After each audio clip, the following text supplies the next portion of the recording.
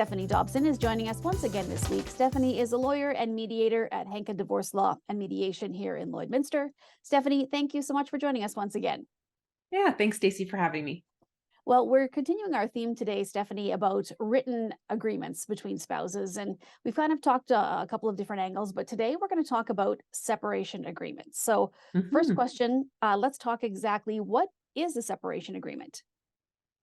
Well, when you're separating or divorcing, there's really two ways to reach resolution. One is by getting a court to grant an order, and the other one is for parties to reach an agreement. So if parties are able to reach agreement with respect to their separation and divorce, that document that sets out the agreements that you and your spouse have reached during post-separation, that's what's called a separation agreement. And usually that agreement is signed by both of you, and it may be also signed by your lawyer. So what kind of topics would be in that agreement? Well, when I start out with clients, I describe for them that in a separation agreement, we really start out with a blank canvas. So we can put into that agreement, it's really a contract. So we can put into that agreement anything that they want, but there's really four things that are what I would call typical topics that get put into a separation agreement. So the first one is a parenting plan. So what's in a parenting plan? So there's parenting schedules back and forth between two parents, decision-making responsibilities, used to be called custody, and sometimes even a communication plan. So how do we support the best and most effective communication? So that's the first thing, parenting plan. The second thing is child support. So of course that goes along with the parenting. Spousal support. So either the payment of spousal support or the waiver of spousal support. And then the last topic that's the most typical is in this list is the division of your assets and debts. So we might be dividing big things like houses, vehicles, bank accounts, credit cards, and mortgages. And we also might set out how the household contents are divided. So things like a toaster and a blender. Everyone goes into a little bit different level of detail with respect to the division of household contents. And of course, there's usually that settlement payment or equalization payment that gets made that will be set out in that separation agreement. So why do separating spouses actually need a separation agreement? Well, if you think about those topics that I just covered, so let's talk about parenting first. So it's really important to set out in that agreement as much detail as you can with respect to your parenting arrangements.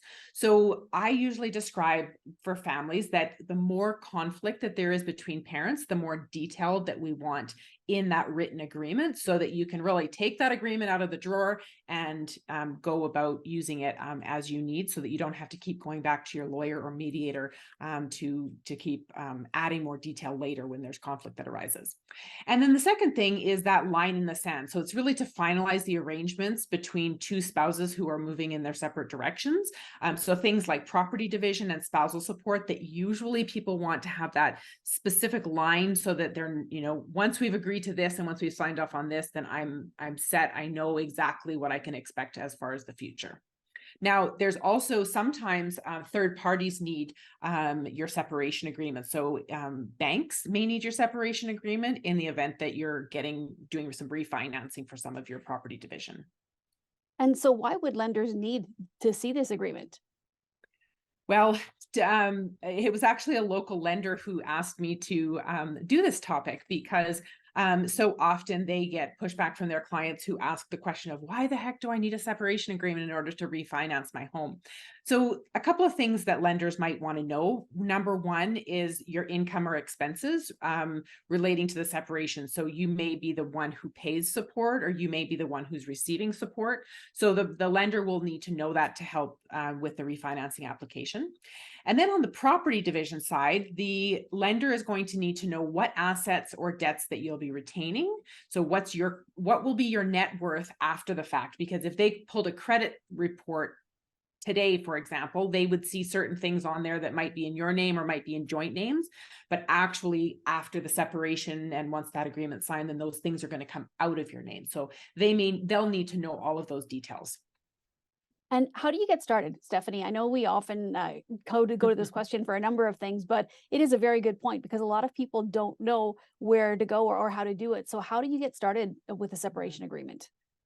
Well, I always tell people starting out with an initial consultation is the best bet, because then we know what level of detail that you need in your agreement. Are we ready to draft that agreement?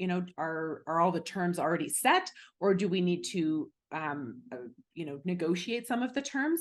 Now, there's a lot of clients that will come to me in this situation. They'll say, look, it's very simple. We just need this agreement drafted, and there's no negotiations that need to be reached. But sometimes some of those negotiations, even though you think that they're completed, there's a little bit more detail that we need to make sure that there's that line in the sand, because that's really what most people are looking for. And frankly, that's what lenders are looking for as well.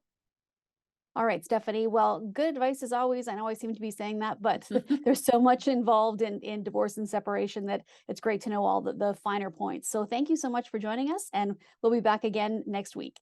Thanks, Stacey.